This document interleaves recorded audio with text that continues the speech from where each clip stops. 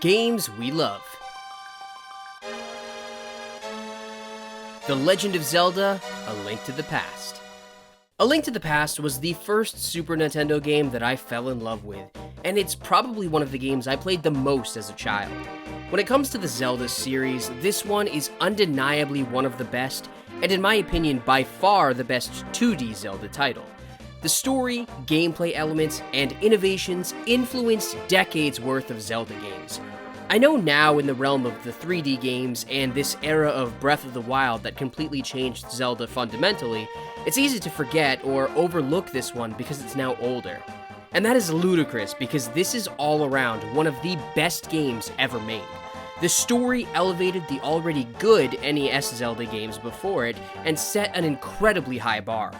The Super Nintendo was so innovative in that way, doing the same with Metroid and introducing us to classics like Star Fox and F-Zero.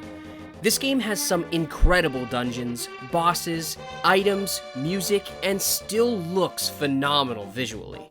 I always loved the variety of secrets and areas to explore. On top of the game, we also got a really cool comic series out of this. I remember going to elementary school and carrying the guidebook with me, looking at all of the cool artwork and reading about the lore on the bus. There are very few elements of Zelda games that weren't shown in A Link to the Past originally. In fact, Ocarina of Time is essentially a slightly altered version of the story in 3D, which is crazy that that is also a masterpiece. This is one of those games that you need to sit down and play through in full to truly understand its magic. It was incredibly innovative and can be used as a gateway to the series.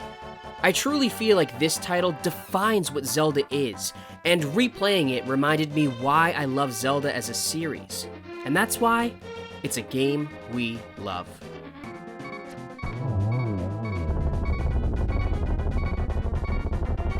Thank you so much for watching this video, and please check out all of the other Games We Love videos I have on the channel.